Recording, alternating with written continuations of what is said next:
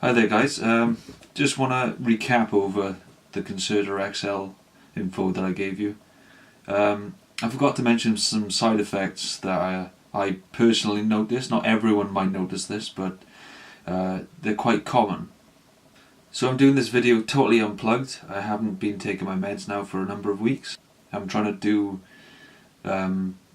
natural therapy using food, diet, getting a regular sleep schedule, etc. And for the most part I don't miss it.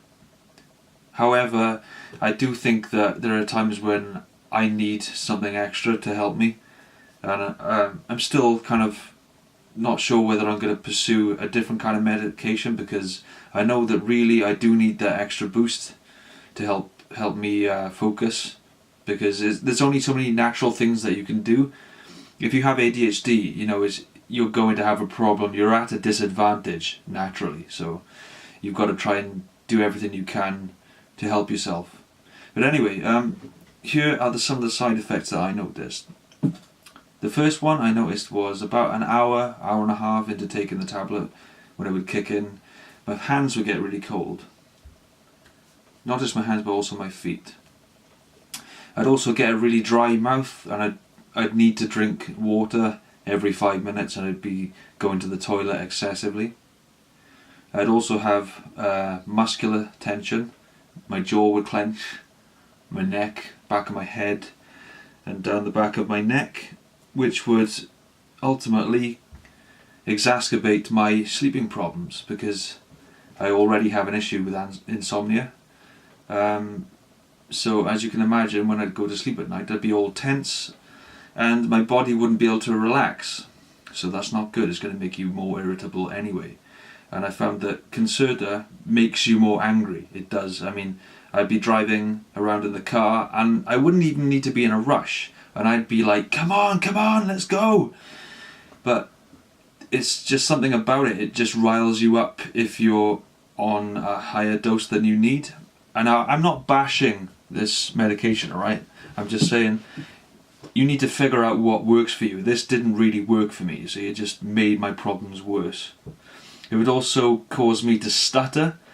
I'm quite a nervous person anyway, especially in public. I have a bit of anxiety anyway, so trying to talk, once I get going, it's okay, but I can really struggle to get my words out. Like, I've already retaken this video several times before I'm satisfied with it. So yeah, those are some of the things that you might expect to experience yourself. And also it would make my voice, I don't know why, but it would make my voice high as well. I'd get a high pitched voice. Like my voice today this is my natural sounding voice, it's deeper. But for some reason, whatever reason, Concerta XL, it would make my whole body really tense, and it would affect the sound of my voice, and it would increase my anxiety tenfold. So it was just a vicious cycle, I'm currently listening to an audiobook. Now, if any of you are familiar with ADHD, you'll know that it's quite hard, if not impossible, for us to finish books. And Lord knows there's tons of books that I'd love to read and I'd love to get around to finishing, but for the life of me I just can't seem to do it. But I have been listening to this. It's called Taking Charge of Adult ADHD, and it's quite a long book to listen to. Well, not long, but long for someone with ADHD, but you can listen to it in chapters, and so it makes it a lot easier for you to listen to the necessary parts that you need to. You can tailor it to your interest and how long that you can hold your attention for.